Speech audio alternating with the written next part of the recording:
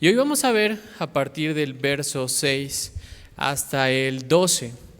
Verso 6 hasta el 12. Y la predicación se llama Construye sin pretextos. Construye sin pretextos.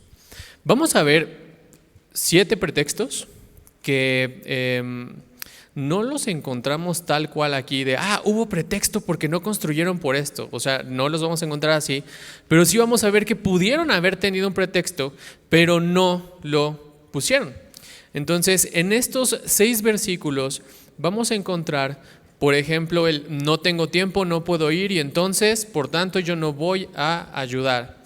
Vamos a ver a lo mejor que podemos poner como pretexto la oposición, el miedo o un interés propio.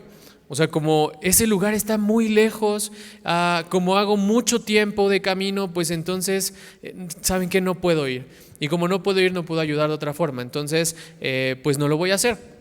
O a lo mejor, y yo creo que este es uno de los top 3 que nosotros podemos poner, el no me siento capaz. No siento que sea tan bueno como para realizar eso. No siento que sea tan bueno como para ayudar a una persona cuando está pasando por algún problema. No me siento capaz. Entonces, mejor yo le voy a hablar a Pablo. Le voy a hablar a Pablo, voy a conseguir su teléfono y le voy a decir, Pablo, ¿sabes qué? Aquí hay una persona que necesita tu ayuda, porque yo no me siento capaz. Creo que este es uno de los más, de los pretextos que más ponemos. Otro pretexto puede ser, y que vamos a ver, es el orgullo, pensar que no merecen mi ayuda, pensar que como ya hay muchos, bueno, pues entonces no, o mando a alguien, ¿no? Como soy jefe, como tengo a personal a mi disposición, pues entonces yo mando a alguien. O por comodidad, de que, pues saben que ya vino alguien más a ayudar, entonces sí, aunque son cosas que me van a beneficiar, pues hay que dejar que los demás lo hagan. Otro que vamos a ver es la descalificación por el pecado. A lo mejor tú todavía sigues pensando que tu pecado te inhabilita o te incapacita para poder ser parte de la obra del Señor, y esto es porque nosotros no hemos entendido la obra de Cristo en nuestras vidas. Pero yo estoy seguro que muchos de nosotros en algún momento dado de nuestra vida Dios nos ha mandado a reconstruir algo y no lo hemos hecho porque pensamos que somos incapaces, porque seguimos recordando que ese pecado que nosotros cometimos tiempo atrás nos inhabilita para poder ser siervos útiles en la obra del Señor. Y bueno, para comenzar, vamos a orar para poner esto en las manos del Señor. Dios, te damos gracias porque nos das este lugar para poder reunirnos, porque nos das medios para poder escuchar, Señor, para poder estudiar tu palabra. Sabemos que todo esto está en tus manos, Señor. Nosotros venimos a ti para que seamos conscientes de ello, para que, Señor, seas tú obrando a través de tu siervo, Señor, que tu iglesia también pueda escuchar con oído atento lo que tú tienes para decirnos, que podamos ver, Señor, que no hay pretexto que sea bueno delante de ti, que no hay pretexto que vaya a ser justificado delante de ti cuando tú nos llamas a reconstruir.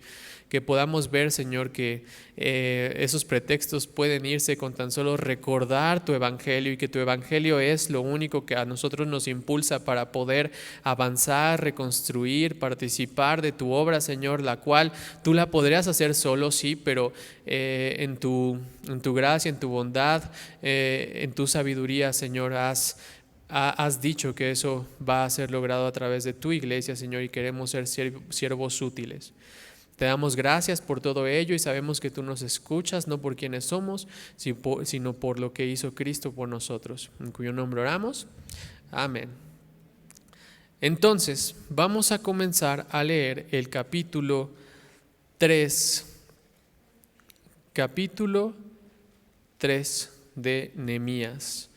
Vamos a leerlo todo. Estamos hasta el verso 12.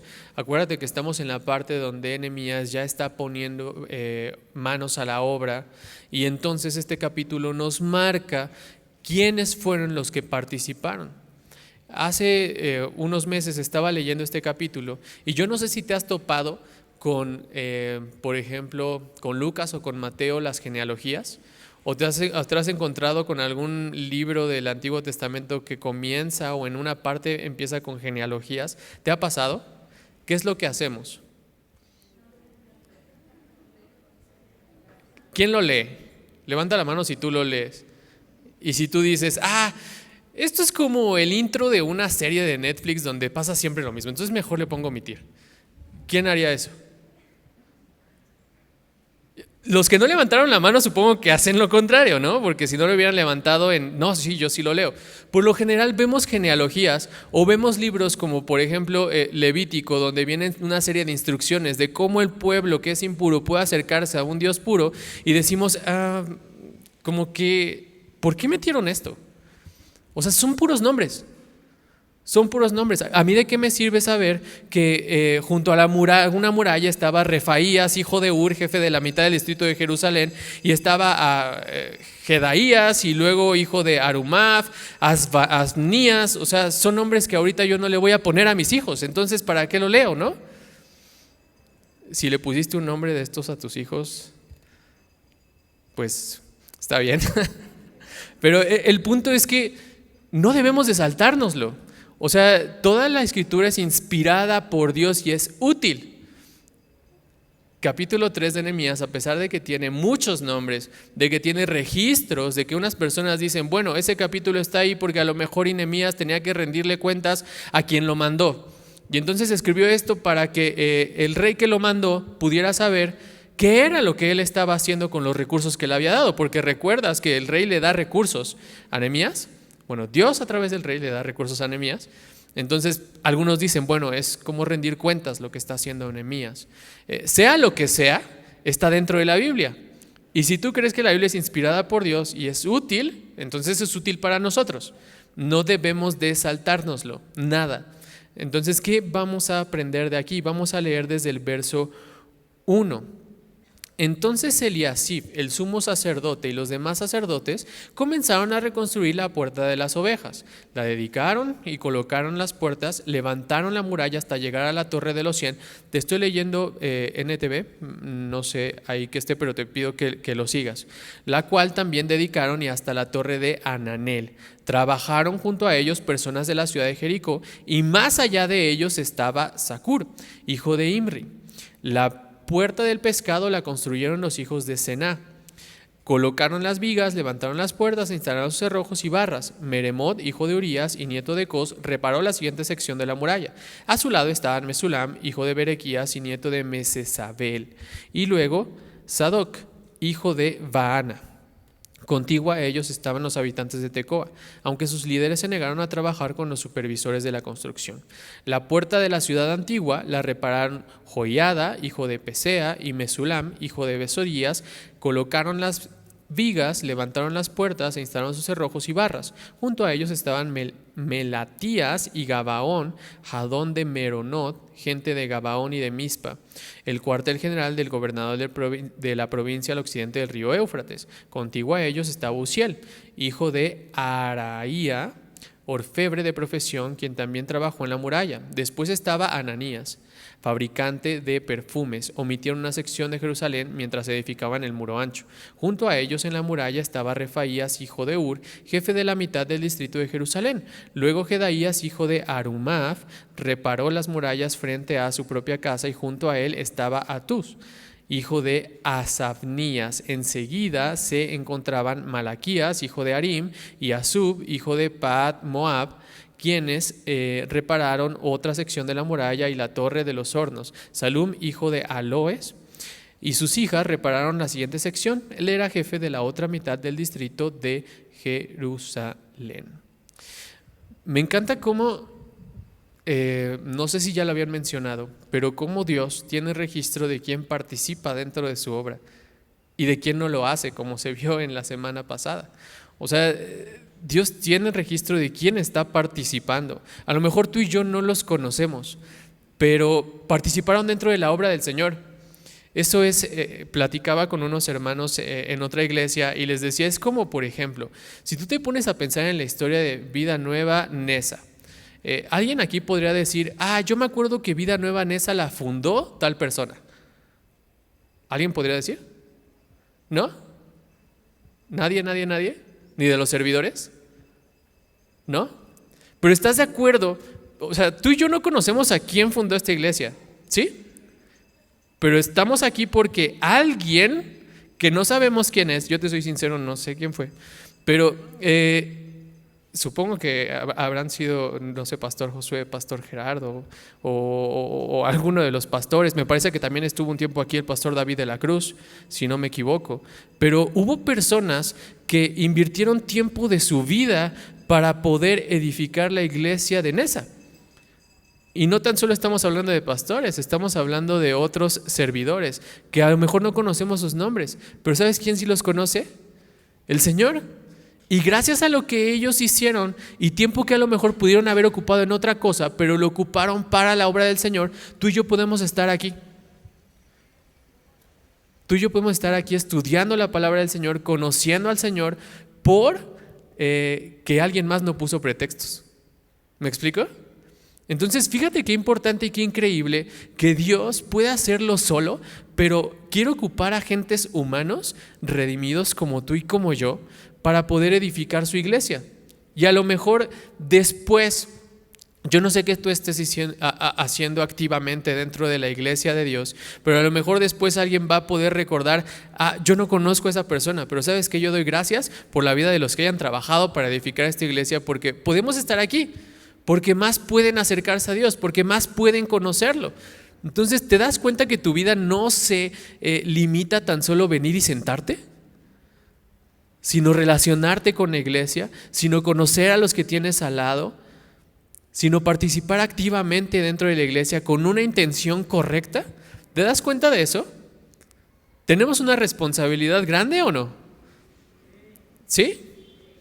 Ok, si a mí me estuvieran diciendo eso, mi conciencia estaría atada a que, híjole, estoy sentado y ahorita no estoy haciendo nada en la iglesia. ¿Qué voy a hacer saliendo? ¿Qué voy a hacer saliendo? ¿Voy a poner pretexto? O a lo mejor y me acerco a una de las mesas, oye hermano, ¿sabes qué? ¿Dónde puedo ver qué puedo hacer? ¿En qué les ayudo? ¿Dónde puedo servir?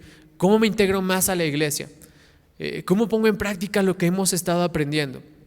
Entonces, vamos a comenzar con los posibles pretextos que se pudieron haber puesto, pero que no se ocuparon. Dice el verso 6 que la puerta de la ciudad antigua, y es lo que vamos a ver a partir del verso 6 hasta el 12, son quienes reconstruyeron la puerta de la ciudad antigua, o quienes la repararon. Primer punto, dice que Joiada, hijo de Pesea, y Mesulam, hijo de Besodías, colocaron las vigas y levantaron las puertas e instalaron sus cerrojos. La mención que hace aquí de los nombres de Joiada, hijo de Pesea, y Mesulam, hijo de Besodías, el hecho de que mencione los nombres, dicen algunos teólogos que probablemente da a entender que ellos no fueron y repararon, sino que ellos hicieron una donación u ofrendaron, podríamos decir como dinero, para pagar esa restauración de esa sección en específico, en lugar de implicar que ellos fueron y lo hicieron.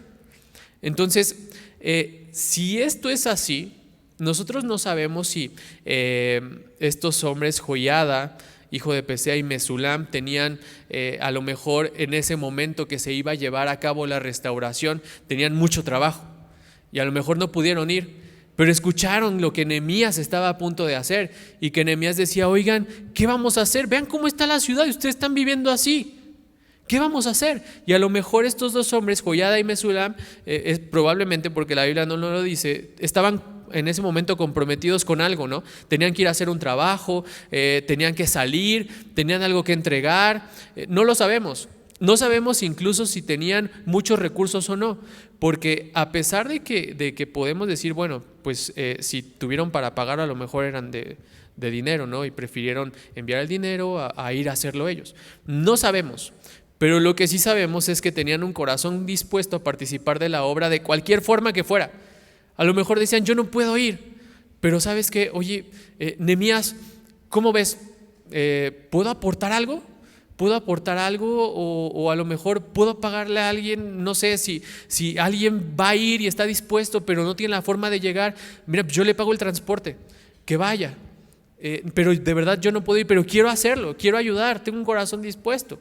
Ahora, tú podrías pensar, bueno, a lo mejor estas personas tenían bastante dinero, ¿no? Y pues para apoyar en la obra, a lo mejor no puedo ir, pero yo voy al día, de verdad estoy muy impresionado con mi trabajo, con mi familia, con todo, yo no puedo aportar dinero. ¿Sabes? Hay una historia que me encanta mucho y yo pensaba eso, yo pensaba como, no, pues los que aportan con dinero es porque lo tienen, ¿no? Pero hay una historia en la Escritura que habla de una iglesia que se llama la iglesia de Macedonia. No sé si has escuchado hablar de la iglesia de Macedonia. Si no, lee la segunda carta de Pablo a los Corintios, capítulo 8. Te voy a leer del verso 1 al 5. La iglesia de Macedonia, aquí en el capítulo 8 de segunda carta a los Corintios, ellos van a apoyar a otra iglesia que es la de Jerusalén, porque está pasando tribulación la iglesia de Jerusalén. Entonces los de Macedonia se enteran y ellos dicen, nosotros queremos ayudar y queremos dar, y Pablo dice, ellos dieron más de lo que podían. Ahora, ¿cuál era la condición de la iglesia de Macedonia? Dice el verso 1 del capítulo 8 de segunda de Corintios. Ahora quiero que sepan, amados hermanos, lo que Dios en su bondad ha hecho por medio de las iglesias de Macedonia. Y esto está increíble porque Pablo, ¿alguna vez tú te has detenido en mostrar el ejemplo de alguien más porque sientes que te vas a ver como muy, ay, lo voy a alzar, lo voy a inflar? ¿Te has detenido por eso o no? ¿Sí? Yo sí lo he hecho. O sea, hay veces como que no le pongo nombre y apellido al ejemplo. Últimamente sí lo hago porque digo, bueno, es de reconocer, ¿no? Pero el punto aquí es que Pablo dice, mira lo que Dios ha hecho por medio de los macedonios. Porque Pablo sabe que toda dádiva y todo don perfecto, ¿de quién proviene?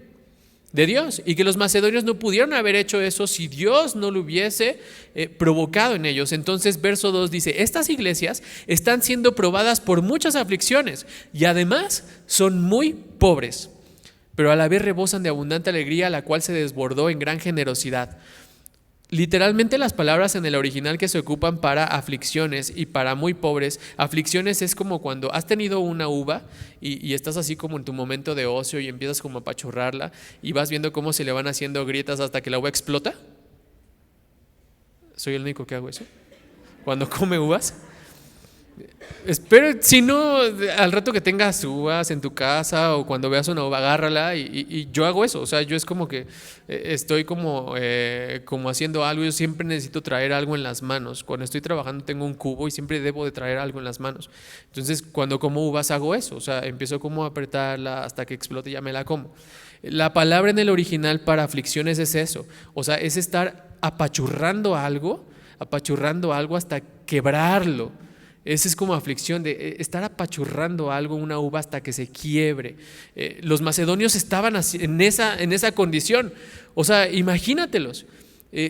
Tienen que pagar esto, tienen que pagar lo otro, están siendo azotados por otros pueblos, están siendo destruidos por otros pueblos, son muy pobres.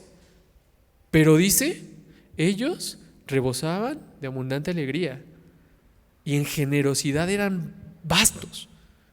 Y después Pablo dice, puedo dar fe de que dieron no solo lo que podían, sino dieron aún más de lo que podían.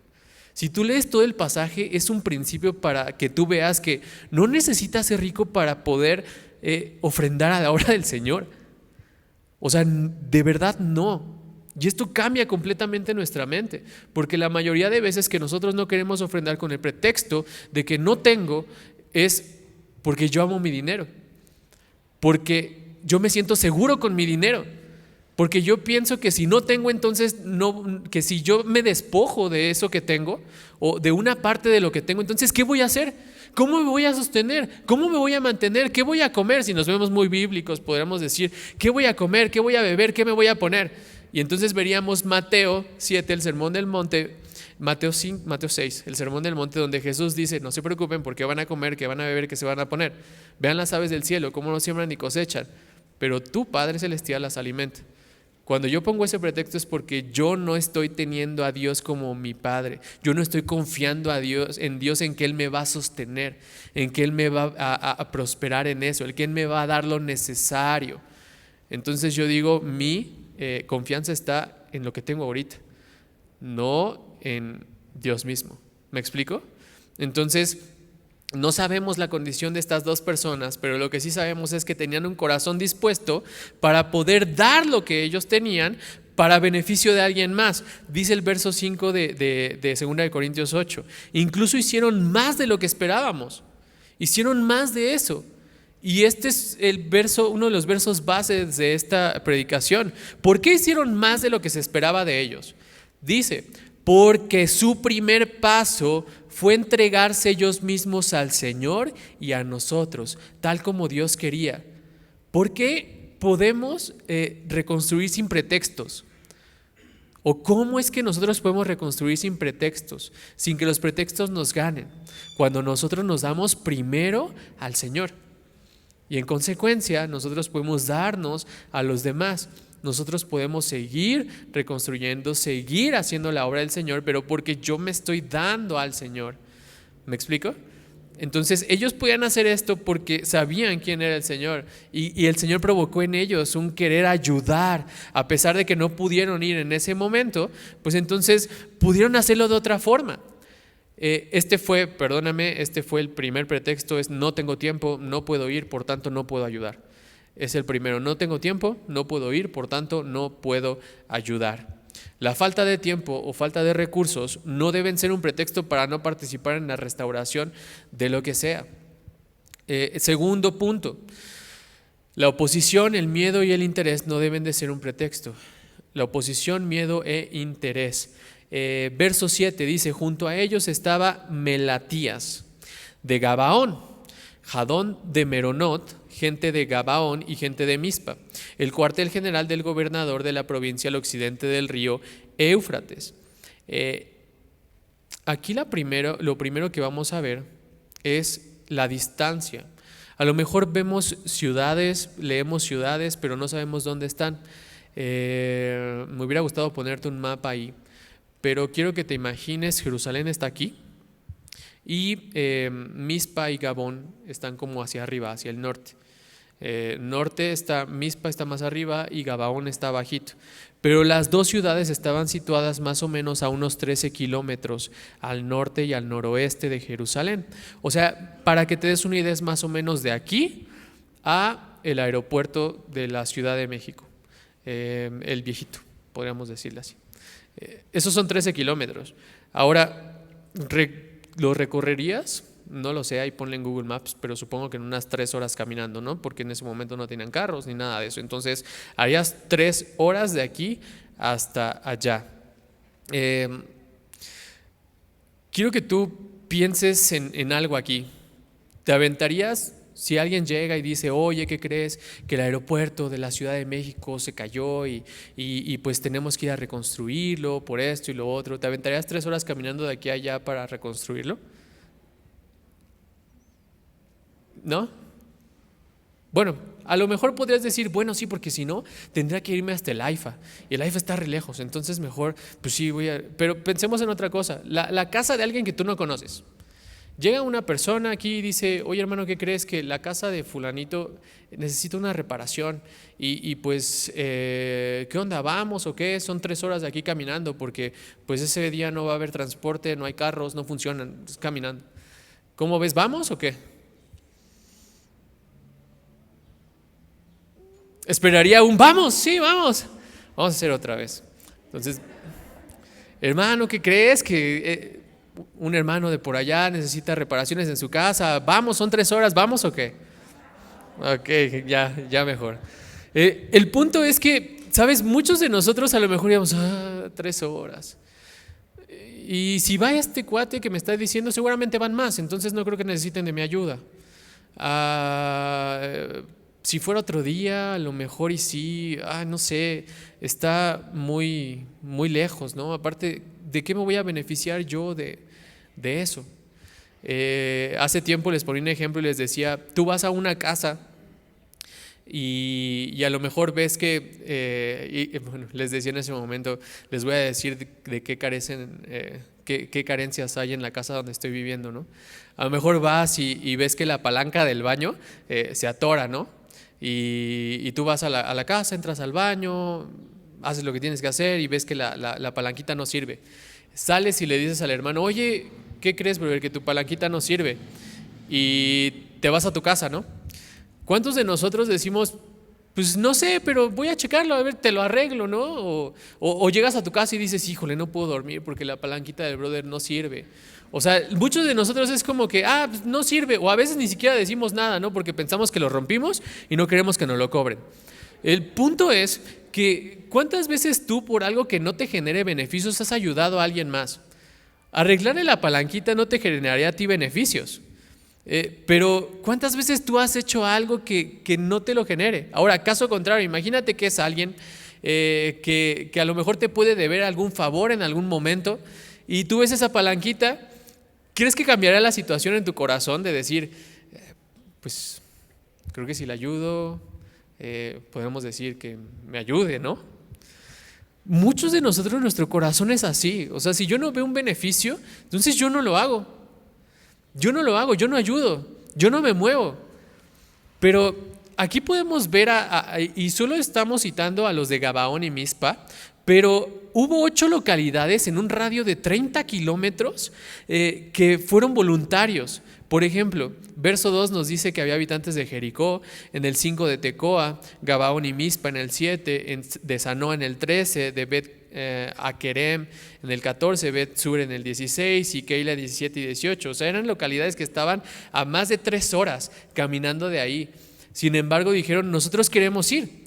A pesar de que tú puedas decir, bueno, pero es que está muy lejos, ¿no? De aquí al aeropuerto yo no conozco a nadie. Aparte, reconstruir algo así no me va a generar beneficios a mí. ¿Por qué no mejor hacemos algo aquí?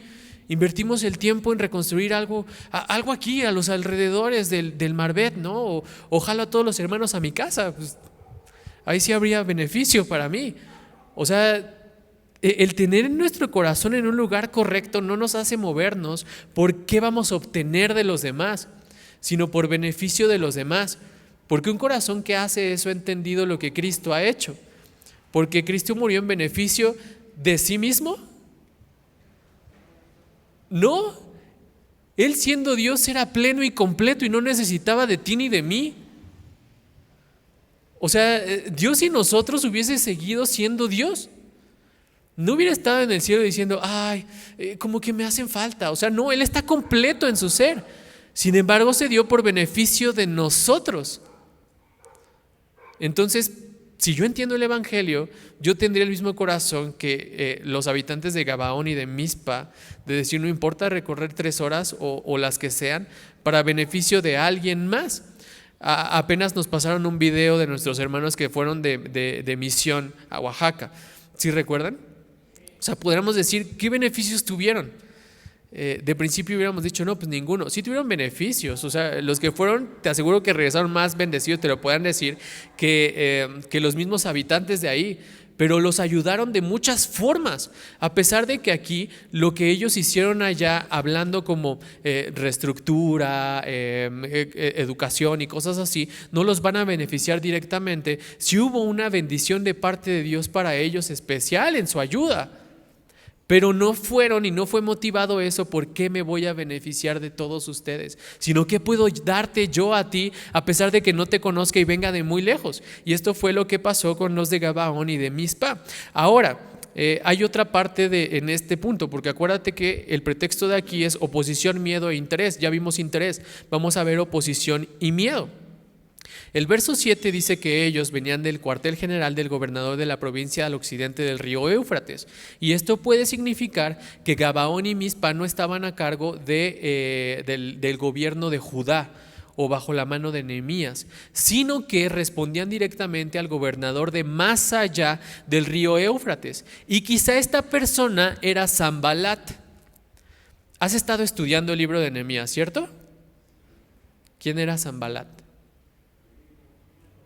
Un amigo, un enemigo, un opositor, exactamente. Sanbalat era un opositor. Sanbalat era aquel personaje que se opuso a Nehemías junto con otros dos cuando Nehemías llegó y dijo vamos a reconstruir todo esto. O sea, fue el que se empezó a burlar, el que en el capítulo 2 verso 9 dice que hubo oposición a la labor porque Sanbalat, el eronita, y Tobías, oficial amonita, cuando se enteraron que Nehemías había ido a apoyar a su pueblo, se molestaron. Más adelante, verso 19 del capítulo 2 dice que ellos se burlaron de Nehemías y de todos los que iban a reconstruir, diciendo ¿qué están haciendo? Se rebelan contra el rey. Y Nehemías lo que hace es voltear y orar al Señor y platicar con el Señor y decir que el Señor lo estaba respaldando.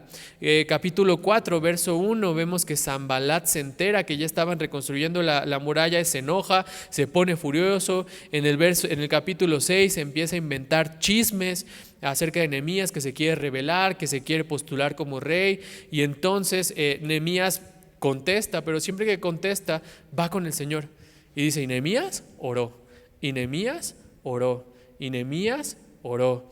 Y luego en el verso 14 ahí del capítulo 6 me gusta porque dice, oh Dios mío, acuérdate de todas las cosas malvadas que Tobías y Sanbalat han hecho, y recuerda a las profetisas Naudías y a todos los profetas como ella que trataron de intimidarme. O sea, Nehemías va otra vez con su Señor. Y en el verso 12 de ese mismo capítulo dice Nehemías, me di cuenta que Dios no le había hablado. ¿Por qué dice esto? Porque dice que fui a visitar a Semaías, hijo de Delaías y nieto de otra persona que estaba recluido en su casa, y me dijo, reunámonos dentro del templo de Dios y cerremos las puertas con cerrojos. Tus enemigos quieren matarte. O sea, imagínate a Nehemías en esto. Dice que se encierran en el templo de Dios y le dice, tus enemigos te quieren matar, así que yo te cuido.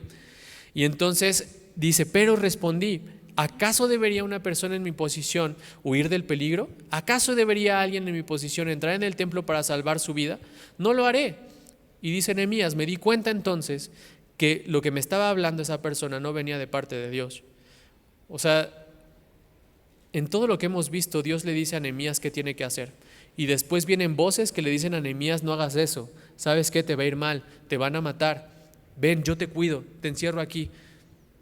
Y Nehemías dice, no, esa no es la voz de Dios, Dios a mí me dijo otra cosa. Entonces, esto me pone a pensar en cuántas veces tú, sabiendo que tienes que reconstruir tu vida, a lo mejor en tu trabajo, ¿no?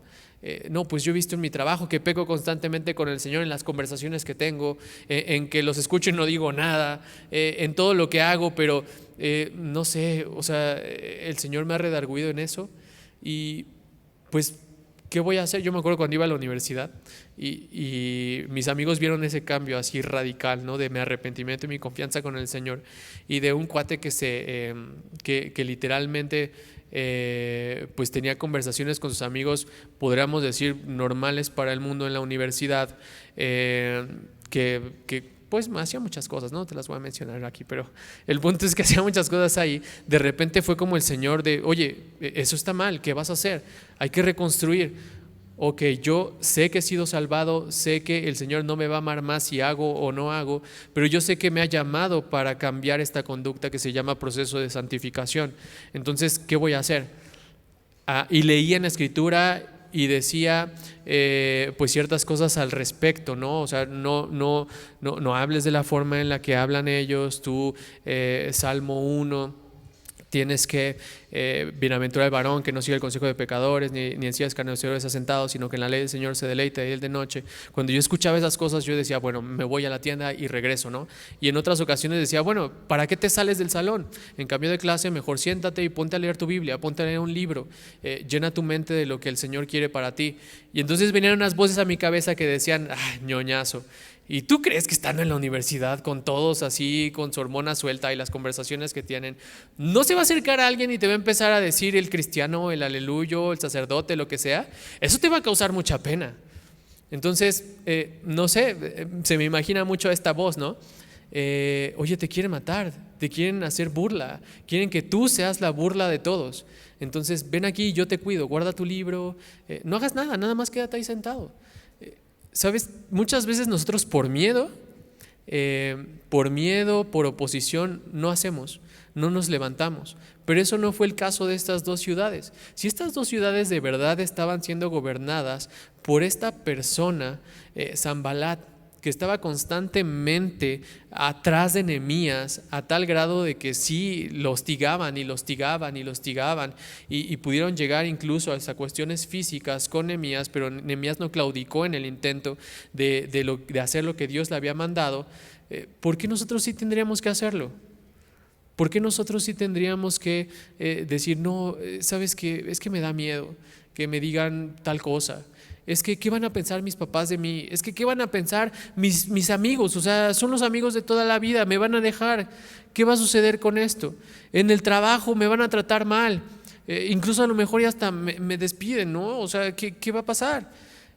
Pero la realidad es que eso no debería de atormentar nuestra mente si nosotros estamos conscientes de quién es el Señor y de qué es lo que nos mandó a hacer, y más importante, de quién es el Señor, porque no te lo está mandando a hacer cualquiera, te lo está mandando a hacer el Señor, el que te compró, el que pagó el precio por tus pecados, el que no tan solo es tu creador porque te creó y creó el universo y donde tú estás, sino que es tu Padre.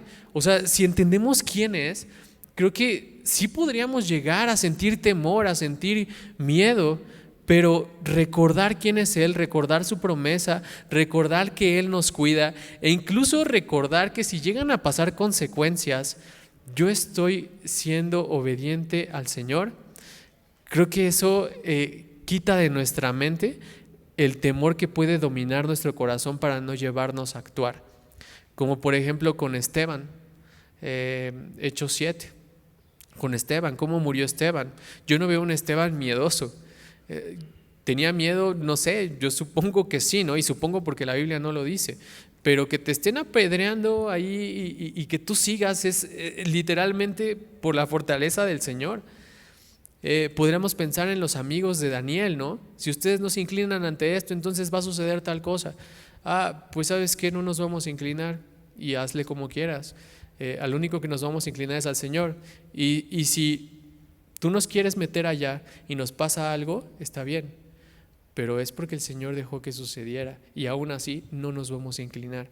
Entonces, tener un conocimiento adecuado de quién es Dios, de que Él nos está llamando, de que Él nos compró y del Evangelio mismo es lo que nos lleva a que la oposición y el miedo no sean un pretexto para no poder participar de la obra de restauración. Si Dios nos llamó, Dios nos va a respaldar, y aunque pasara alguna situación con nuestra vida, deberíamos de estar confiados en que pase lo que pase, estamos siendo obedientes al Señor al cumplir el propósito que Él nos está mandando.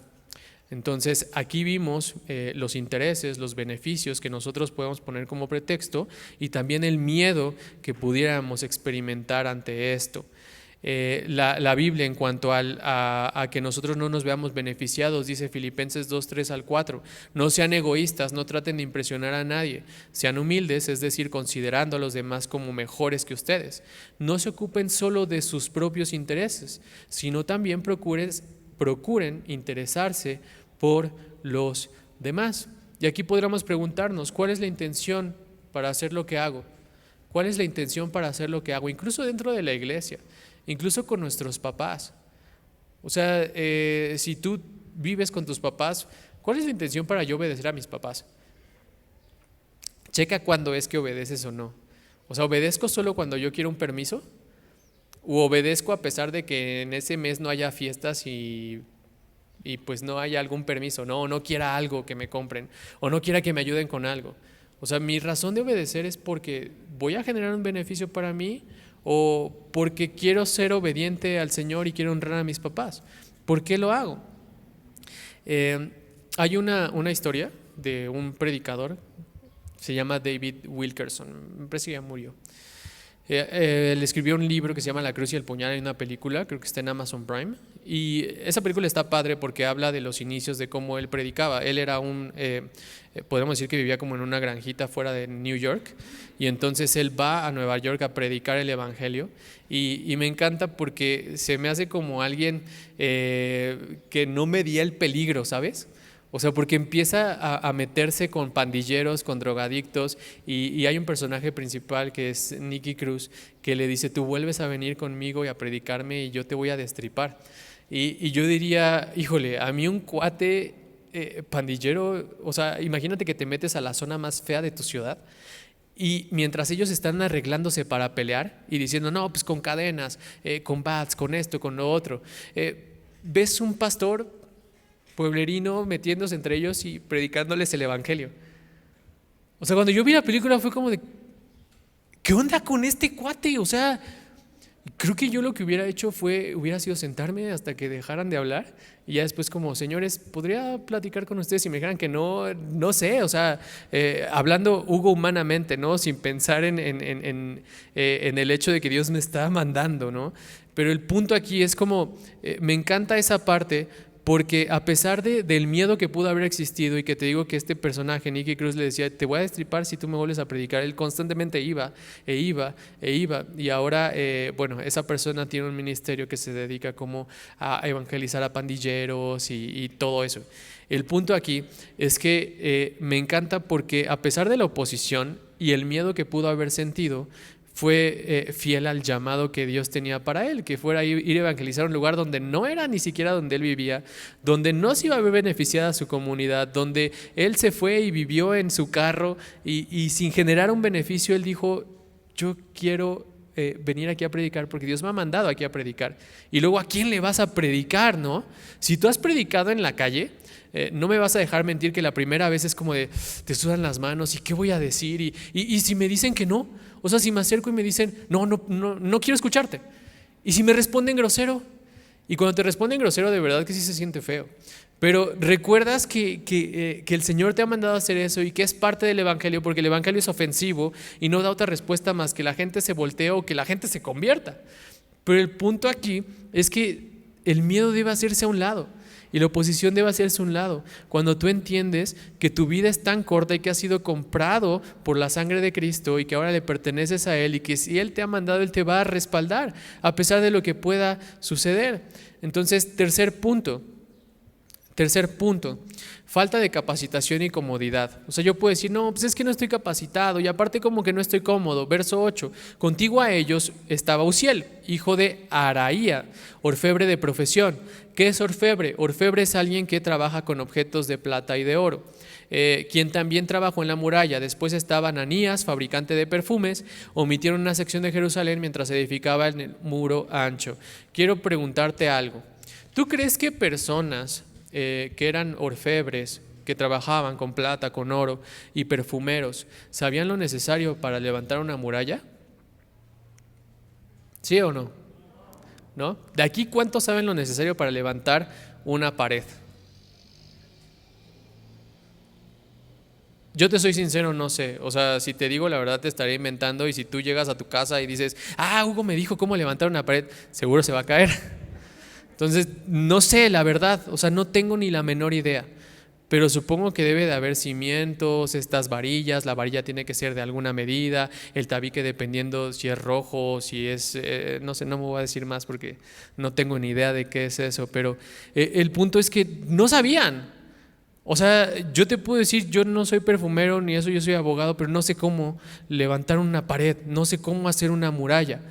Pero sabes, eso no los detuvo. Y si tú sigues leyendo en todo, no vas a encontrar se trajeron al arquitecto, al mejor arquitecto de Jerusalén en ese momento. O sea, no vas a encontrar un arquitecto, no vas a encontrar a alguien que estuviera capacitado para eso. Vas a encontrar gente que no, o sea, que tú podrías decir, un perfumero, ¿cómo va a levantar eso? Un orfebre, ¿cómo va a hacer eso? Un jefe de Estado, ¿cómo va a hacer eso? Un mercader, un panadero, alguien, un comerciante, ¿cómo va a hacer eso? No lo saben, no saben cómo hacerlo. O sea, ¿sabían levantar una muralla? No, no creo que supieran levantar una muralla. Y esto parecería ser una excusa, ¿podríamos ocuparlo como excusa? Oye, hermano, vamos a levantar una pared. No, ¿sabes qué? Yo, pues no, es que no sé cómo hacerlo. ¿Sería una buena excusa? Hay quien la ocuparía, pero no sería una buena excusa. O sea, podrían excusarse, decir no sé cómo, no estoy capacitado. Mira, mejor que lo haga. Creo que el hermano ya atrás es albañil. Creo que él sí sabe. Ahí sería como de, pero te están diciendo a ti. O sea, quieres traerlo, dile, va, pero te están diciendo a ti. No avientes la bolita para otro lado. Sin embargo, ellos se lanzaron, o sea, se animaron a poder hacerlo. Dijeron, mira, ¿sabes qué? No sabemos, pero vamos a hacerlo. O sea, les ayudamos. Ustedes me dicen cómo, yo lo hago. Los orfebres y los perfumistas eran prósperos en ese momento. Disponían de más tiempo que a lo mejor un panadero, que alguien que vivía al día de eso. Pero me encanta porque a pesar de ser prósperos no fue como que pagaron. ¿Te acuerdas de los que vimos primero que pagaron a lo mejor porque no podían? Los orfebres, me encanta, y perfumistas, porque pudieron haber pagado pero no lo hicieron, sino que ellos quisieron ayudar en esa obra. Ellos quisieron hacerlo a pesar de que no se sentían capacitados. ¿Cuántas veces alguien ha venido a ti y te ha dicho, oye hermano, es que me siento así? O en tu trabajo, ¿no? No un hermano, pero alguien en tu trabajo, de, oye, es que mi matrimonio es así, siempre estoy peleando, y pues veo que tú lees la Biblia, ¿qué consejo me puedes dar? ¿Qué es lo primero que hacemos cuando no nos sentimos capacitados? ¿Sabes qué? Hay un brother súper bueno aconsejando. Te voy a pasar su número, ¿no? Se llama Iber, o se llama Pablo, o se llama René, ahí en la iglesia de Nesa. Te los voy a pasar. ¿Has hecho eso? Yo sí lo he hecho. Y recuerdo la historia de un pastor que decía que un hermano de su iglesia le marcó porque llegó una persona muy noche, ¿no? a su casa, también parte de la iglesia, a pedirle un consejo. Y entonces él decía, le habló al pastor y le decía, oye, fulanito está aquí afuera y me está pidiendo un consejo y pues ya le dije que te lo voy a mandar, así que pues ahorita que colguemos le digo que va para tu casa. Entonces el pastor le dice, ok, bueno, pues que Dios te bendiga, ahí espero que la consejería que le puedas dar sea buena, yo sé que va a ser buena. Y le colgó. Y dice que el hermano se quedó así como de, ¿y ahora qué hago, no?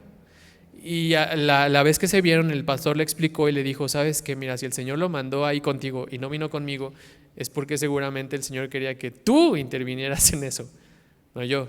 Entonces no es que no te quiera ayudar, pero pues vas, aviéntate.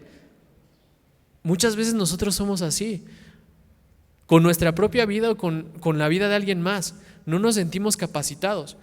¿Por qué no estoy sirviendo? ¿Por qué no estoy sirviendo en la iglesia? Es que no me siento capacitado. Es que acabo de nacer, bueno, yo siento que acabo de nacer de nuevo, ¿no? O ya llevo muchos años, pero no he escuchado la voz de Dios que le sirva. Seguramente no hemos leído tanto la Biblia para ver que Jesús sirvió a los demás antes de ser servido, ¿no? Seguramente no hemos visto que el Señor no dice, sabes que yo voy a buscar gente capacitada y sobre de esos entonces yo actúo, sino que Dios escoge a aquellos que no están capacitados. O sea, Dios capacita a sus escogidos, no escoge a sus capacitados. O sea, en pocas palabras y en mi lenguaje es como un partido de fútbol donde siempre escogen al gordito hasta el último y el Señor es el que escoge al gordito primero, ¿no? Y ahí yo me identifico como ese gordito. O sea, yo te podría decir de muchos que puede haber, de muchos que a lo mejor cuando yo empezaba con los teens a servir ahí con ellos, yo decía, habían varios hermanitos ahí, y yo decía, no, pues de todos, al que al último van a llamar para servir va a ser a mí. Y yo veía todas sus cualidades y yo decía, no, este cuate lee un buen su Biblia y se ve que está ahí presente en su Biblia y que la lee y que hace esto y que hace lo otro. No, el otro es súper buena onda hablando con los chavos. Yo no. O sea, yo para empezar me siento y parece como que tengo cara de enojado. Piensan que soy como muy payaso, no se me van a acercar. Yo no me acerco a las personas, yo espero que se acerquen porque a veces como que me da miedo, ¿no? Eso era antes, ahorita ya no tanto. Pero el punto es, yo veía cualidades en todos los demás que decía, ellos están capacitados, yo no.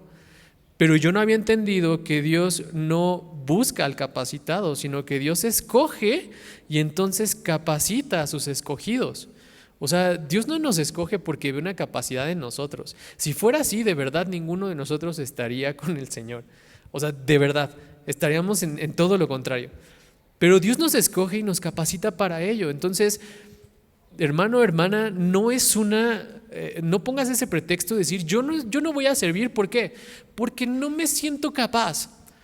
O sea, de verdad no. Tú aviéntate, tú hazlo, tú platica con tus líderes, dile, oye, sí, no me siento capaz, pero quiero hacerlo, pero tengo las ganas. El Señor busca esa disposición en el corazón de sus hijos. Si no te sientes capaz, mira, esa voz no viene de parte de Dios, viene de tus inseguridades, viene de lo que tú piensas, pero es necesario que tu mente sea renovada y que tú te avientes. Que tú puedas decir, ¿sabes qué, Dios? Mira, yo no me siento capaz, sí, y es la verdad y te lo digo, pero tengo un corazón dispuesto, pero quiero hacerlo. Y a lo mejor y la voy a regar en algunas ocasiones. Sí, pero bueno, o sea, puedo levantarme y puedo hacerlo, ¿no? R.C. Sproul en un ejemplo que platicaba con un hermano, cuando a él y a mí nos encargaron ciertas cosas, los dos estábamos así como de, oye, pero pues, nuestra edad, nos están encargando esto y pues sí genera un miedo porque es una responsabilidad y me decía, mira, velo así, ¿no? Yo también lo he pensado así, pero el ejemplo era como, son como dos leoncitos que si tú los dejas sueltos, te van a rayar todo. O sea, van a hacer destrozos, van a salir algunas cosas mal, pero cuando crezcan eso va a ser beneficioso. Porque no estaban capacitados, pero en el momento se van capacitando. Sí hicieron algunas cosas mal, pero de eso aprendieron. Alguien les enseñó, alguien los guió. Eso sucede en el contexto de la iglesia. ¿Tú no te sientes capacitado? Pues ese sentimiento no se te va a quitar si tú no vienes y hablas con alguien que de aquí de la iglesia, ¿no? A lo mejor tú te acercas y le dices, oye hermano, no me siento capaz. Ah, mira qué curioso. Yo también me sentía así cuando no servía. Pero mira, al paso del tiempo esto me ayudó, yo recordé quién era el Señor, yo recordé que Él me estaba llamando, yo recordé que no estaba en mi capacidad, sino en quién era Él. Y entonces eso te anima y dices, órale, bueno, pues entonces vamos a hacerlo, ¿no? Esa es la forma en la que nosotros deberíamos de actuar. Entonces la falta de capacitación o la comodidad no deberíamos de ponerla a nosotros como un pretexto. Cuarto pretexto, el orgullo. Dice el verso 9, junto a ellos en la muralla estaba Refaías, hijo de Ur, jefe de la mitad del distrito de Jerusalén. Aquí tenemos otro líder. Otro de los muchos que pueden estar ahí, dice que era jefe de la mitad del distrito de Jerusalén. Tenemos otro líder que sabía que el verdadero liderazgo estaba en ponerse de pie y hacerlo o actuar, en ser un servidor, en lugar de esperar que otros lo hicieran. Al ser jefe de la mitad de Jerusalén, ¿estarías de acuerdo que él pudiese haber dicho, a ver, la mitad de Jerusalén, hoy va a tocar día libre para que todos vayan y ayuden a Nehemías? Y mientras él a lo mejor pues, está en su casa, muy tranquilo, viendo lo que tendría que ver, leyendo un libro, haciendo cosas y de repente va a ver la obra, sí, muy bien, la mitad del distrito de Jerusalén está representada aquí. ¿Pudo haber hecho eso? Sí. ¿Tú hubieras hecho eso? Podría ser, pero ¿sabes? No fue así. A pesar de ser jefe, a pesar de tener gente a su cargo, a pesar de tener una posición, se levantó y fue. Y esto es un ejemplo increíble, porque ese es el verdadero liderazgo. El verdadero liderazgo se muestra para que los demás lo puedan ver y seguirlo. Esto lo hizo Jesús. O sea, Jesús no mandó a hacer a sus discípulos algo que él no hubiese hecho primero. Y después nosotros vemos a Pablo diciendo, imítenme a mí así como yo imito a ¿quién? A Cristo. Muchas veces nosotros decimos, no me imites, tú ve a Cristo. Pero deberíamos de decir, imíteme a mí, así como yo imito a Cristo. O sea, sí, vas a ver errores, sí, vas a ver cómo soy en realidad. Incluso a lo mejor digas, ay, Yugo, O sea, ay, hermano, ¿cómo? Algo así, pero, ¿sabes? Seguimos en proceso de santificación, esforzándonos al máximo. Y si yo sé que me estoy esforzando al máximo, yo te soy sincero, o sea, si sé que me estoy esforzando al máximo, podría decir, imítame a mí como yo imito a Cristo, sí, pero aún así habría un miedo en mí, pero eso yo sé que no es motivado por el Señor. Eso yo sé que es motivado por mis inseguridades, pero deberíamos de ser capaces de poder decir, mírame a mí, así como yo imito a Cristo, y ser como este líder, a pesar de poder mandar a otras personas decir, yo lo hago, y si quieren seguirme, pues vamos a hacerlo, vamos a reconstruir. Y a veces las reconstrucciones proceden de esa forma. La semana pasada en el discipulado hablaba con unos hermanos y les decía que cuando yo había nacido de nuevo, fui por primera vez al cine con chicos, con teens, y estaba nuestra maestra. Entonces fuimos a ver una película que la verdad yo nunca había visto, pero los demás la escogieron, escudándome, ¿no? Y la película estaba horrible, ¿no? Es de un osito súper grosero y así acababa de salir. Entonces nos sentamos y cuando nos sentamos, de verdad la película fue como de, ¿qué estoy viendo? Pero por miedo yo dije, no, es la primera vez que salgo con personas de la iglesia y si me salgo van a decir que soy bien ñoño, que soy el aleluyo. Y dije, no, yo no me voy a salir. Y entonces mi maestra se para y va y dice, si no se van a salir, yo sí me salgo. Y literalmente, o sea, me vio y dijo, ¿te vas o te quedas? Y yo me quedé así porque dije, si no me voy, pues mi maestra va a decir, ¿por qué no se salió? Pero si me voy, pues ellos van a decir como de, ay, Al final sí me salí, pero al punto al que voy es que el liderazgo de una persona tal vez no me dijo ahí bíblicamente, imítame a mí como yo imito a Cristo. Entonces, no sé, se iluminó la sala y el camino y ahí salí. No, o sea, no sucedió así. Pero en pocas palabras sí me estaba diciendo eso con sus acciones. Imítame a mí como yo imito a Cristo. O sea, ¿qué es lo que haría Cristo en una película de estas? No me imagino que se quedara ahí viéndola. Entonces se paró y se fue, pero sí nos dijo, se van o se quedan. Entonces eso para mí fue algo que marcó mucho mi vida porque dije, wow, si yo me hubiera quedado ahí, ya después yo fui maestro de ellos, hubieran pensado que lo que yo hice en ese momento estaba bien y hubiese dado un pretexto para poder seguir ese ejemplo. Pero como líderes, como cabezas de familia, como mamás de familia, como hijo de familia, lo que hagas o no hagas, eso también puede arrastrar el ejemplo de alguien más. Entonces, no pongas de ejemplo a lo mejor el orgullo de decir, pues que los demás lo hagan. Pues yo me creo muy importante, como que construir paredes no es lo mío, como que poner una silla no es lo mío. O sea, la Biblia nos llama a no tener una más alta estima de la que debemos tener nosotros. Filipenses dice, tengan la misma actitud que tuvo Cristo Jesús. Aunque era Dios, no consideró el ser igual a Dios que el ser igual a Dios fuera algo a lo cual aferrarse. En cambio, renunció a sus privilegios divinos, adoptó la posición humilde de un esclavo y nació como un ser humano. Cuando apareció en forma de hombre, se humilló a sí mismo en obediencia a Dios y murió en la cruz como morían los criminales. Si alguien tenía algo de qué jactarse y de qué tener un orgullo, era Jesús. Sin embargo, tú lo ves despojándose de todo eso para beneficio de los demás. Entonces, lamentablemente, con frecuencia nosotros solemos encontrarnos con creyentes que no quieren apoyar la obra del Señor porque tienen una alta estima de quiénes son en realidad. El orgullo y la oposición o la posición que podemos tener no son un pretexto para participar dentro de la restauración. Nosotros debemos tener la misma actitud que tuvo Cristo. Quinto punto, comodidad y ayuda externa. No debo poner esto como un pretexto. Verso 10 dice, luego Jedaías, hijo de Arumaf, reparó la muralla frente a su propia casa y junto a él estaba Atús, hijo de Asafnías. Esta persona pudo haber dicho, bueno, pues ya hay mucha gente trabajando, ¿no? Y aparte están enfrente de mi casa, pues yo creo que me voy a tomar unas vacaciones, me voy y ya cuando regrese seguro todo está bien. No fue así. O sea, él vio que había necesidad dentro de su propia casa y entonces él comenzó a ayudar y a ser parte de esta reconstrucción. Muchos de nosotros, antes de ayudar a otras personas, deberíamos de ver cómo están en nuestra casa, ¿no?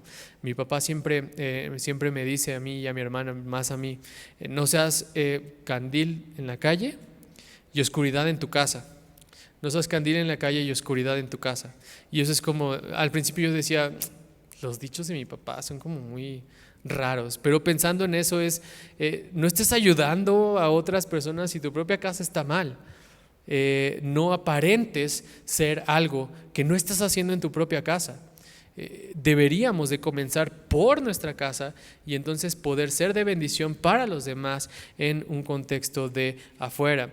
Un ejemplo de esto, y con todo el amor lo quiero decir, un día me acuerdo mucho que estábamos en Teens y llegó un papá, y entonces el papá nos dijo, ahí les traigo a mi hijo, se portó muy mal en la semana, y yo estaba con los otros maestros de Teens, entonces me quedé así, y a veces yo digo cosas sin pensar, como que no le pongo filtro.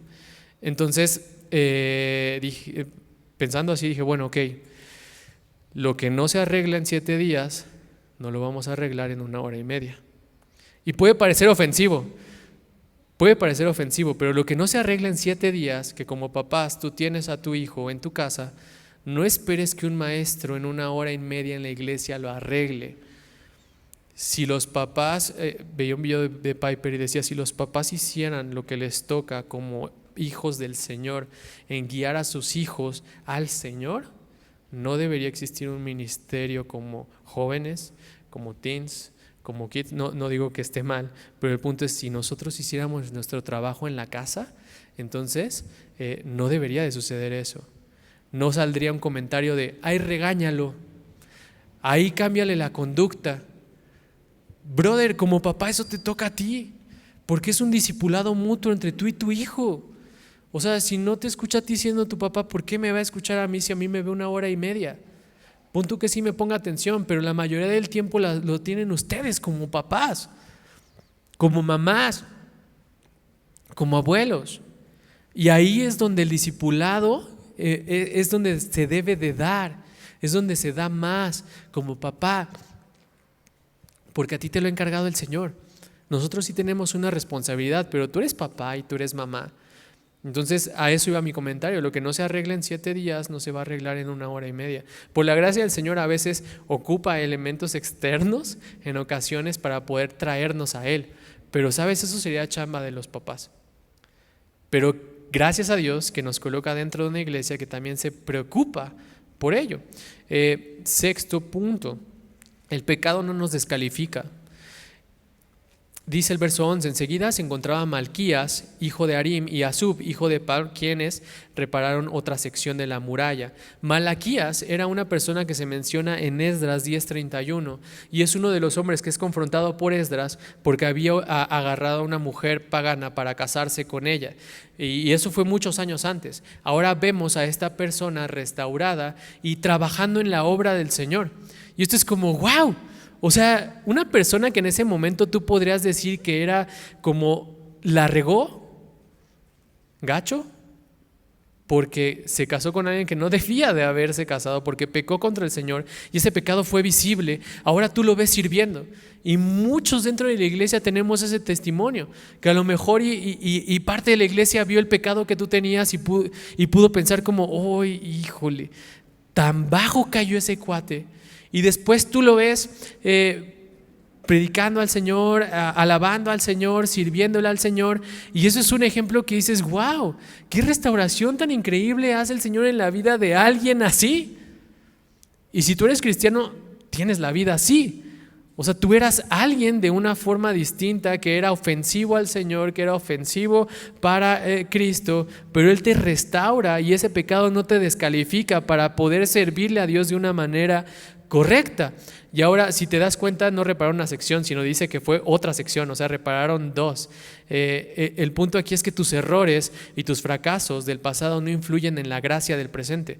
Los errores del pasado y los fracasos o los pecados del pasado no influyen en la gracia del presente. O sea, esto quiere decir que a pesar de que tú te hayas pecado, no quiero llamar equivocación, o sea, que te hayas pecado, que hayas fracasado, que no hayas dado en el blanco a lo que el Señor te había pedido, eso no influye en la gracia que el Señor puede darte en este momento. Si tú te sientes agobiado porque dices que pequé, es que hice esto, no puedo servir al Señor, por eso yo no quiero servir. Y no le ha dicho a nadie. Oye, pues entiende que el Señor te restaura, entiende que el Señor, así como le dijo a los corintios en 1 Corintios 6, o sea, que eran cuates adúlteros, fornicarios, dados al vino, calumniadores, que hacían lo que querían, que era como un Las Vegas, pero en versión Corinto.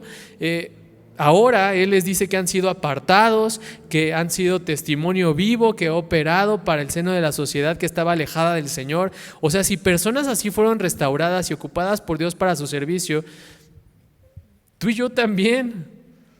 Tu pecado no te descalifica en ese sentido. O sea, recuerda que el Señor te ha comprado, recuerda que el Señor te ha restaurado, recuerda que el Señor te ha hecho santo, y entonces confía en el Señor, sigue al Señor y olvida eso. Si el Señor olvidó tu pecado, entonces ¿por qué tú no lo vas a hacer? ¿Por qué tú te vas a estar acusando de algo que el Señor ya no te está acusando si estás en Cristo? El desánimo por la descalificación por el pecado no debe ser un pretexto para no participar de la restauración. Dios te ha limpiado, Dios te ha hecho nueva criatura, recuerda la naturaleza que tienes en el Señor y que si pecas tienes abogado con el Padre. Y vamos a ir al último. El último es el verso 12, donde dice que Salum, hijo de Aloes, y sus hijas repararon la otra sección. Aquí de sus hijas, nada más como comentario, es inusual porque en ese momento la sociedad era como muy controlada por el hombre. Era inusual que sus hijas participaran dentro de esto, pero se me hace muy padre. O sea, se me hace muy padre porque si fueron a participar es porque quisieron participar. ¿Estás de acuerdo? Y platicaba con un hermano y decíamos, es que es triste a veces que, por ejemplo, en el viaje que se hizo a Oaxaca, tú veías 16 niñas y 4 hombres. Si no, se me van las cuentas. Pero estamos hablando casi de 4 niñas por un hombre. ¿Dónde están los hombres que quieren servir a su Señor? O sea, voltea a ver y casi en la mayoría son más mujeres. ¿Por qué los hombres no nos levantamos y hacemos lo que nos toca hacer? ¿Por qué los hombres no tomamos ese lugar para poder servirle al Señor? No estoy diciendo que esté mal que las mujeres sirvan. Lo que estoy diciendo es que hay más mujeres que hombres en el servicio. Y esto es algo que es constantemente. Y aquí me encanta porque era inusual, pero ellas querían ayudar, ellas estaban dispuestas. Ahora, sí, el punto yo puedo decir es que no piensan como yo. ¿Te imaginas tantas personas juntas queriendo hacer algo? Perfumistas, orfebres, jefes, personas de otras profesiones, de otros lugares, con otras culturas, queriendo venir a hacer. ¿Alguna vez hiciste un trabajo en tu escuela y lo tuviste que hacer con otra persona? ¿Te fue bien? Puedes decir que sí, puedes decir como que es que no piensa como yo, es que no escribe como yo, es que tiene faltas de ortografía, es que lo hace así, es que lo hace aquí, es que lo hace allá. Yo te puedo decir que ahorita estoy planeando mi boda con mi prometida y en ciertas cosas, de verdad, quiero ser honesto contigo, hemos tenido discusiones porque a lo mejor a mí no me gusta cómo escribe ella, a lo mejor a ella no le gusta cómo escribo yo, a lo mejor escribe un párrafo y yo le cambio y ella me dice, oye, pero es que yo lo hice así, y yo, no, pero es que así se escucha mejor, y terminamos así como de, pero ¿por qué? Pero esto, pero lo otro. Está muy padre. De verdad, es un proceso muy padre donde el Señor trabaja con cada uno y vemos nuestro corazón. Pero el punto es que ponerte a trabajar con alguien que no piensa como tú es dificilísimo. Es muy difícil. Y más si tú eres un orgulloso, hablo por mí, que te gusta que las cosas se hagan como tú quieres. Pero eso no debe de ser un pretexto. No debe de ser un pretexto. Si tú estás en la iglesia y dices, no, yo no sirvo, ¿por qué? Porque no me gusta lo que predican, porque no me gusta cómo cantan, porque no me gusta cómo me atienden, porque no me gusta cómo hablan. Eso no debería de ser un pretexto. O sea, no lo debería. Yo puedo ir y decir, brother, ¿por qué no podrías hablar un poquito menos golpeado, sonreír por lo menos? O sea, no debería ser un pretexto para decir, yo no sirvo, yo nada más vengo y me siento y ya. O sea, no seas tan amargado. De verdad, ni orgulloso como para decir, sabes que yo no quiero. Entonces, era necesario que todos trabajaran con la misma mente o el muro no sería uniforme. Como dice Pablo en 1 Corintios 2:16, todos tenían que tener una visión en común y una mentalidad en común que era la mente de Cristo. Tenían que trabajar con la mente de Cristo porque entiende que la iglesia es el cuerpo de Cristo y el Señor es nuestra cabeza. Entonces todos debían trabajar unánimes con la mente de Cristo, con el yugo de Cristo, con la mente de Cristo, entendiéndolo como tener al otro, estimándolo como mejor, no poner algún pretexto de que está muy lejos, yo poner mis prioridades a un lado para poner las de los demás. Entonces, si nosotros entendemos esta forma, si nosotros entendemos la forma correcta de trabajar, de restaurar, podemos hacer a un lado los pretextos. La vacuna contra los pretextos es recordar el Evangelio. Segunda de Corintios 8:5, acuérdate, los macedonios dice, hicieron más de lo que se esperaba. ¿Por qué? Porque ellos se dieron primero a Dios. Porque ellos se dieron primero a Dios. Y podríamos complementar con Romanos 12:1. Por lo tanto, amados hermanos, les ruego que entreguen su cuerpo a Dios por todo lo que Él ha hecho a favor de ustedes. Pablo en los capítulos del 1 al 11 explica el Evangelio y dice, tú recuerda el Evangelio, recuerda lo que ha hecho Dios. En el momento que tú quieras poner un pretexto, recuerda lo que ha hecho Dios por ti. Y eso es lo que te va a motivar a hacerlo, eso es lo que te va a mover, esto es lo que te va a llevar. Porque el Evangelio no es tan solo la entrada que tú vas a tener al cielo, de que tú hayas dicho, yo sí creí en el Evangelio, no es tu boleto de entrada nada más. Es el transporte que te lleva, es la gasolina que te hace mover. Tú puedes saber que debes hacer ciertas cosas, pero lo que te mueve hacia allá es el Evangelio mismo. Entonces recuerda todas las cosas buenas que el Señor ha hecho por ti. Recuerda todo lo que Él ha hecho por ti y esta es la forma en la que tú vas a poder entregarte como sacrificio vivo y santo y agradable al Señor, y esa es la forma en la que a Dios le gusta que le adoren. Dios quiere de ti una vida verdaderamente de adorador. Y esto no va a suceder si tú no piensas constantemente en el Evangelio y si tú no te entregas a Él como lo hicieron los macedonios, como lo hicieron todos estos personajes que tiene un registro, la escritura de qué es lo que ellos hacían. Recuerda que cualquier cosa que hagamos para la reconstrucción solo se vuelve un acto aceptable de adoración cuando proviene de una vida ofrecida totalmente a Cristo.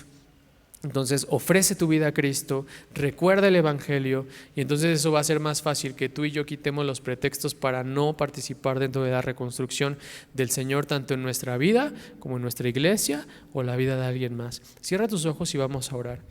Señor, te damos gracias porque nos recuerdas tu palabra, nos recuerdas tu Evangelio, nos recuerdas que hemos sido comprados, nos recuerdas todas esas bondades que tú has tenido para con nosotros y nos llamas no a quedarnos ahí, sino a entregarnos, a entregar todo nuestro cuerpo para ti. Sabemos que este es un sacrificio vivo, es santo, es la clase de sacrificio que a ti te agrada. Sabemos que es la única forma de adorarte, Señor, porque tú quieres vidas que te adoren de parte de nosotros. Sabemos que hemos puesto muchísimos pretextos para no reconstruir nuestra propia vida. Pensamos, Señor, que podemos solos, pensamos que no necesitamos la ayuda de alguien más, pensamos que no estamos capacitados, pensamos, Señor, que a lo mejor está muy lejos, que alguien más lo va a hacer, que tú vas a llamar a alguien más, pero Señor, tú quieres ocuparnos. Tú quieres que nosotros seamos esos instrumentos vivos para poder ser ocupados en la reconstrucción de nuestras propias vidas, de las vidas de nuestra casa, Señor. Muchos hemos ignorado las vidas de nuestra casa. Y reconstruimos otras vidas que no son las de nuestra propia casa, Señor. No queremos ser, como se dice coloquialmente, candil en la calle y oscuridad en la casa, Señor. Queremos tener una vida que sea congruente con lo que nosotros proclamamos afuera. Así que, Padre, gracias porque eres bueno, gracias por recordarnos tu Evangelio y porque nos motivas a seguir avanzando a pesar de nuestros errores, a pesar de nuestros pecados, pensando que pueden descalificarnos, Señor. Te bendecimos y te damos gracias por todas tus bondades en el nombre de Cristo Jesús. Amén. Vida nueva para el mundo.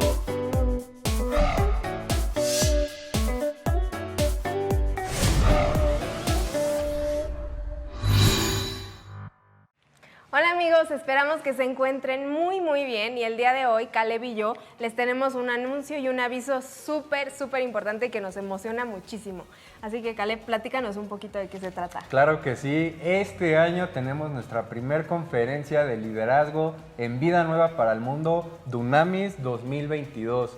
Una conferencia que tratará específicamente sobre el liderazgo personal, liderazgo familiar, liderazgo ministerial, liderazgo personal. Y creo que Dios nos ha llamado a todos como cuerpo a crecer en ese liderazgo que abarca tantas áreas de nuestras vidas.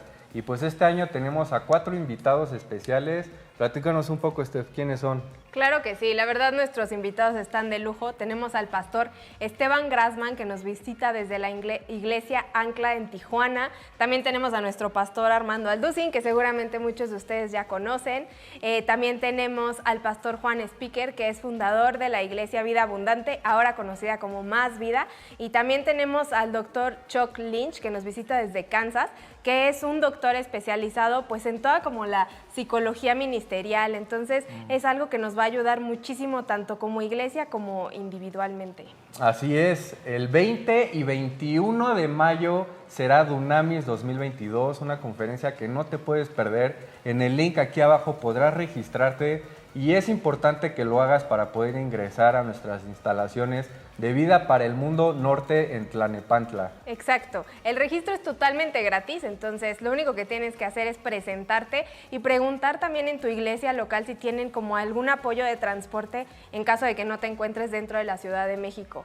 Así que te invitamos este 20 y 21 de mayo. El 20 de mayo comenzamos a las 5 de la tarde y el 21 de mayo comenzamos a las 10 de la mañana. Así es, te esperamos.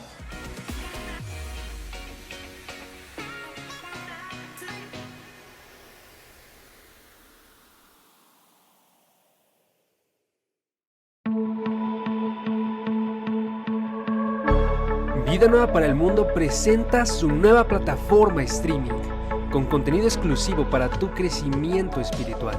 En ella encontrarás conferencias, series, masterclass, cápsulas, podcasts, programas de entrevista y más. Ingresa a nuestra página vidanueva.plus y regístrate. Es totalmente gratis. Nuestros contenidos son de gran variedad, con temas para todas las edades. Regístrate ahora en vidanueva.plus. Bueno, tenemos muy buenas noticias porque ya están abiertas las inscripciones para este seminario del 2022. No solamente se va a limitar a matrimonios, sentimos en el corazón que es un tiempo de fortalecer familias. Yo creo que este año 2022 va a ser un año muy especial, por lo cual no te lo puedes perder. Los esperamos porque va a ser verdaderamente algo muy especial, sobre todas las cosas, porque ahora es para toda la familia. Los esperamos. Queremos anunciarles con mucho gusto que tenemos ya disponibles más de 2,000 conferencias en audio y video, en memoria USB y en descarga también, tanto el Antiguo como el Nuevo Testamento y diversas series más. Les recomendamos y les sugerimos que las adquieran. Serán de enorme bendición para todos que están apasionados por la verdad y que aman las Sagradas Escrituras. Me da mucho gusto poder anunciar mi nuevo libro titulado El Anticristo. Un libro que contiene realmente información bíblica, desde luego, como de dónde surgirá el Anticristo, quién va a ser el Anticristo, si va a ser un sistema o un ser humano, y poder llegar a un punto donde nos convertamos en esclavos de este hombre que surgirá en el Medio Oriente. Les invito a que lo lean, estamos seguros que va a ser de muchísima edificación para todas sus vidas. Nos da muchísimo gusto a Marta, mi esposa, y yo invitarles a este próximo viaje que vamos a hacer a Turquía. Y va a ser un viaje maravilloso porque vamos a visitar las 7 iglesias del Apocalipsis: Éfeso, Esmirna, Capadocia, etcétera, etcétera. Y además estaremos en Estambul, que es la capital de Turquía, donde el comercio es impresionante. Va a ser un viaje inolvidable, es un lugar bellísimo, con lugares bellísimos, de verdad que vale la pena que todos nosotros no nos perdamos esta experiencia. Los esperamos e inscríbanse muy pronto.